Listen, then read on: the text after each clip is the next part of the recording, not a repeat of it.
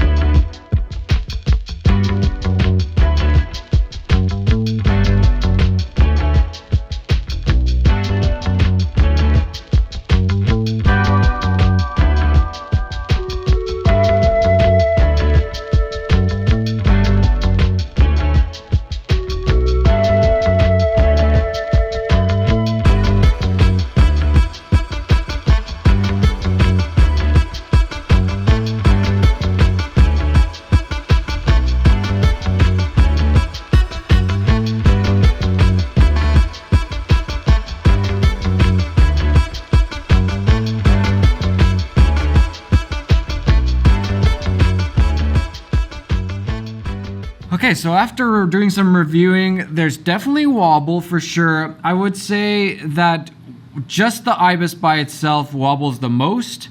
Once you add the lens stabilization, it does wobble less, I think. I think that one was probably my favorite. And then once you add the electronic stabilization, it maybe does wobble less, but then there's this kind of like jerkier movement going on, and then the enhanced is just something that I wouldn't normally use anyways. But it did look really stable with that enhanced electronic stabilization and the IBIS and the lens stabilization. It was very steady. So it does wobble, and this is not a Canon thing. This is an IBIS thing. Every single camera that I've used and seen that has had really powerful IBIS has this wobble effect on wide lenses, whether it's the GH5 or the Olympus cameras, they all wobble. And now Team Sony is like, I don't see any wobble in my camera. Well, that's because Sony's IBIS isn't actually that strong. It doesn't actually do that much. And now I don't know if that's them being smart and realizing, okay, full frame IBIS, we're gonna get a lot of warping, wobbling, so we're just gonna dumb it down and keep it, less powerful. Or they just haven't been able to make it more powerful. I don't know what their reasoning was, but it happens to be that in this case, crappier IBIS might be better IBIS in certain situations. Because this IBIS is incredible when you're filming B-roll, when you're filming in 120 especially. The kinds of shots that you can get is insane, and you can't get the same sort of shots on the Sonys that we have now, at least. I'm curious what the Sony a7S III will be like, but in general, Sony's IBIS hasn't been, it's very, very minimal. So for non-vlogger filmmakers, you're probably gonna love the IBIS, especially if you combine it with something like a gimbal. You're gonna get incredibly smooth shots. For the vloggers, you're gonna get some wobble. Okay, a bit of an update to the IBIS story. I just learned that there's an update to this lens, which then when you switch off the IS on the lens, it should turn off the IBIS also. And I just updated the lens, so let's give it a little test. Right now, the IBIS is on, the IS on the lens is on. Are we getting any of the wobbles? Probably the normal little bit of wobble. And then now we're gonna turn it off, and is it any different? Let's do that same little walk. So the IBIS should not be on right now. I honestly can't tell from the LCD screen if it is or not. But either way, I'm gonna turn it back on. Either way, that is very encouraging because that means that it is possible to switch off the IBIS, whether it is right now through this or through some other firmware update. So that's a big positive. Because for most situations, it's really great having the IBIS, but there are times like when you're vlogging with a really wide lens and you get that little warpy wobble, it'd be nice to just turn it off. So hopefully everything can be solved through some firmware fixes. And now let's talk about probably the most talked about thing, no, I'm just kidding, it's not the overheating. People are freaking out. And at first I thought that people were just blowing this out of proportion, but yesterday I did try to just film as long as I could in 8K all eye in a fairly hot car, and it lasted about 9 minutes before it overheated. So it's definitely an issue, and so let's try out some of the different modes and see how long it takes for them to overheat.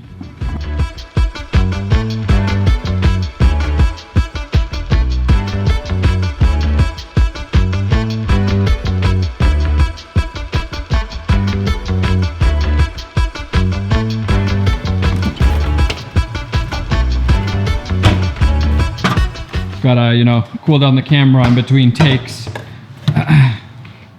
Also, I'm sorry, what was that? Why was there a camera in your fridge? Because it's... No, why are you acting just cool? Just touch it, it overheats, man. Now it's too cold. Like, you could drink from that. Oh. I've been teaching Kevin all about vlogging today while I'm testing how long it takes to overheat. Thank you, Dad. Kevin's going to school, both guys. A little stool, will it hold me? Hey! I gave him a vlogging camera, the 80D. I'm teaching him all about shutter speed and f-stop and ISO. I'm gonna steal it. You're never gonna hear from me again. Never! Okay, bye, Dad. All right, see ya. Good luck vlogging. Did you pack my lunch? Yeah, it's in there. Lenses. Okay, bye.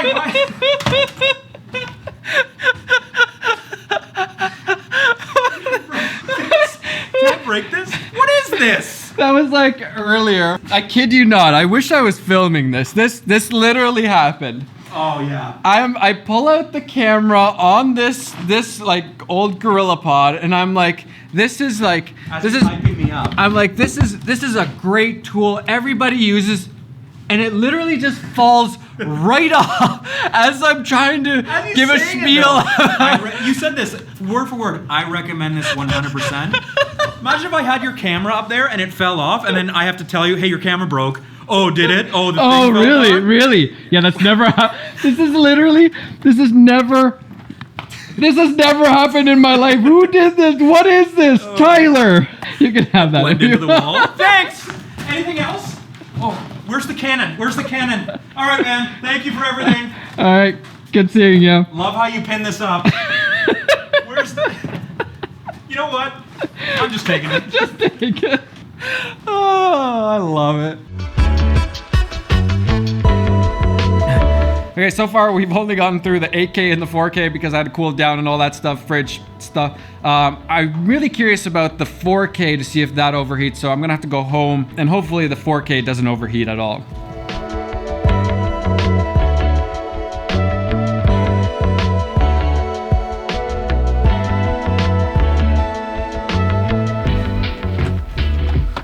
Kai, is it weird that I keep my cameras in the fridge now? Yeah. You okay with this, princess? Sure. Sure. Okay, that concludes the overheating testing. The results are in 8K, I managed to get 17 minutes of footage before it overheated. In 4K, 120 frames per second, 14 minutes and 30 seconds. In 4K HQ mode, 18 minutes and 40 seconds. And then the big one, normal 4K, I couldn't get it to overheat. I filmed for over an hour and there was no signs of it overheating. I think it probably could have kept going forever. I don't know. But there's no situation where I'd be filming for over an hour. So I just stopped it. And honestly, in the 8K, if they would have said from the beginning that we're going to give you guys 5-minute bursts of 8K, I would have been like, oh yeah, that's awesome. That's incredible. I can't believe we're getting that. I don't think the 8K overheating is a big issue for me. The 120 seconds in 4K, that kind of sucks. So that one was the worst at creating heat. It creates the most heat, at least from my little test here. And that one I could see if I'm in a warm climate trying to film in 120 frames per second in 4K, that one might give me issues and might be a bit of a bummer. And then the other big one was the 4K normal, not the HQ mode, which is using the whole sensor. The 4K normal, which is pixel binning. If you don't understand, it's okay. That's the one that I would use most of the time vlogging and just filming most things. And that one I could not get to overheat. So I think for most people, the overheating is actually really insignificant and you probably never have to deal with it. And it's funny because usually Canon is like super conservative about specs and they really never have issues like this. And now they give us all these specs, more specs than we even need really. And we're getting these issues of things like overheating. And cameras like the Sonys have been dealing with overheating since ever since I think they started in mirrorless cameras. I couldn't even live stream with my Sony a7 III without it overheating, and that's not even recording, that's just live streaming. But in the end, I'm glad that they gave us more. I would rather have it this way, and I would rather not have a fan in the camera and have these limitations that we have right now. At least so far, that's my opinion. So yes, IBIS can be an issue for some people, get a little bit of the wobbles, but I think people are pixel peeping a little bit too much too, and they're just looking at the corners, and that's what's bothering them. If you just like look at me, you probably don't even notice any sort of wobble at all. Some of you might have never noticed it. And then the overheating, yes, there is overheating issues. Other than the 4K 120, I can't see it really affecting my filmmaking in any significant way. Guess I'm just gonna have to get a few ice packs and cool it down if I'm in like Dubai filming 120 frames per second. Or you could carry 2 R5s and then go back and forth. That might work too. Maybe that's why the price is cheaper than I thought, because you need to buy 2. Just kidding. And I almost forgot to announce the winner of the Insta360 1R 360 camera. The winner is George Mamar. Sorry, I'm terrible with names. Congrats, George. We'll be contacting you, and I hope you enjoy the 360 camera. Also, some of you may have been worried from yesterday's video where I said I think I have like an ear infection, and it is true. I have a fungal ear infection, and I asked them where could that come from, and they're like, maybe the lake because you're at the cottage on the weekend, but it started before that. So my theory is that it was these headphones, which I used for the first time because my headphones broke in the rain. So 8 kilometers of sweatiness. I think it might have been these. What's up, buddy? We are calling the Cabrels. Oh, you're calling Cabrels? Yeah. Oh, cool. I'll be right there. I just have to do something real quick.